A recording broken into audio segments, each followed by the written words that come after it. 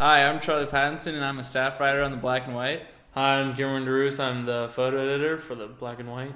Hi, I'm Joel Keller. I'm the sports editor for the Black and White. And today we're going to preview Johnston's matchup in the girls' state basketball tournament versus Southeast Polk. Coming into the matchup, Johnston is 21-2 in the 3 seed, and Southeast Polk is 19-4 in the 6 seed. I don't know. What are you guys' thoughts on the game going into it? I feel like Johnston is definitely more powerful in the paint.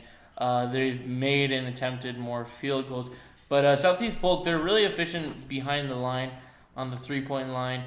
They shoot a lot of threes. They make more threes than Johnston does, and that's going to be a tough matchup.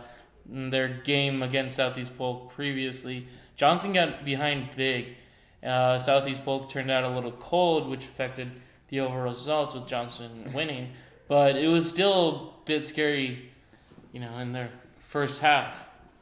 Yeah, I think a big thing will be if Southeast Polk can stay out of foul trouble, as Grace Larkins, their top player, had 4 fouls in that first game, the first matchup in Southeast Polk. And if she can stay out of foul trouble, if she can have free reign, she's going to dominate.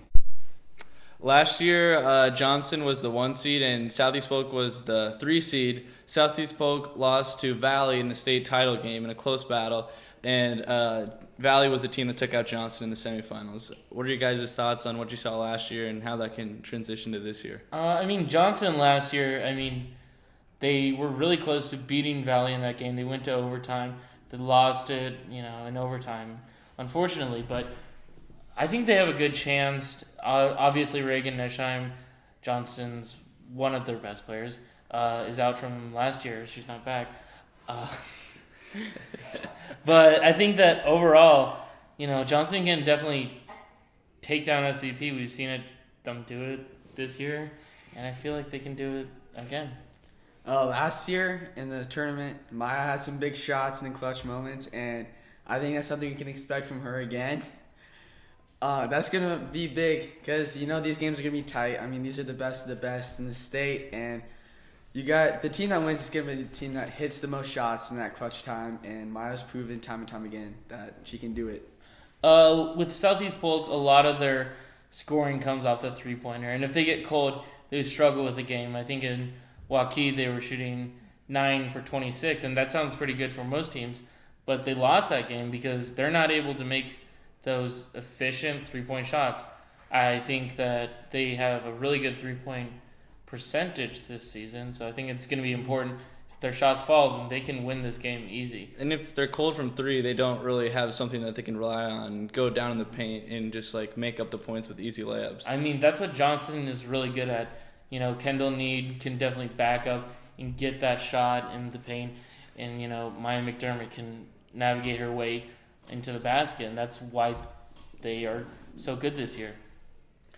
Another thing is the depth of Southeast Polk. In that game against Johnston, their bench had 4 points.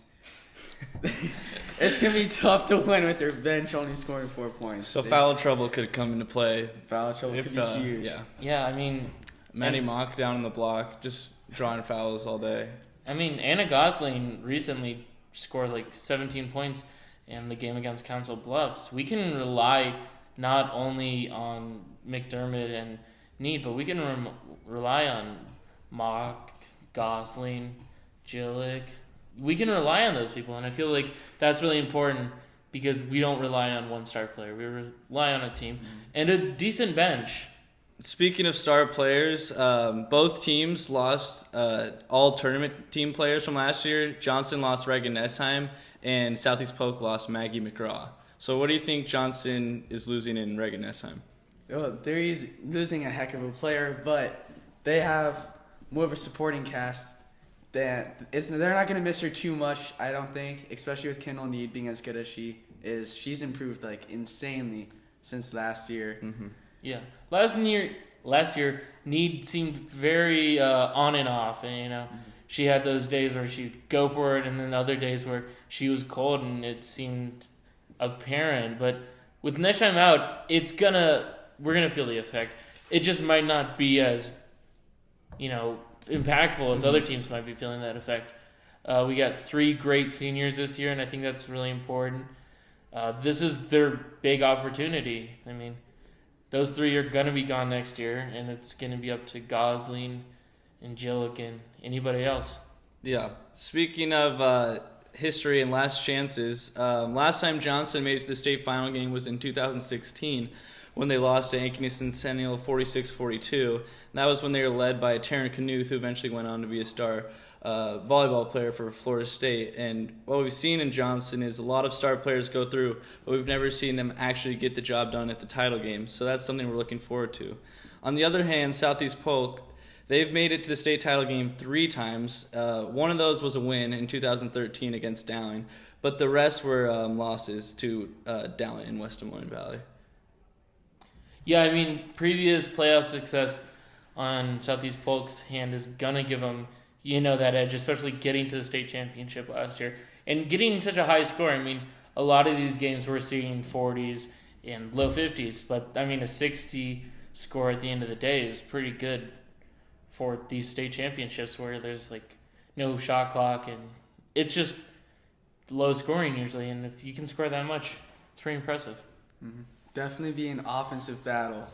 All right, let's segue into game predictions. Let's final score. We know it'll be a huge crowd since the whole high school is dismissed 10:30 to 2:50. If you want to go, if your parents dismiss you, I mean. So for me, I think it's going to be a close game at first. Johnston pulls out strong in the second half. I'll say 70-60 Johnston.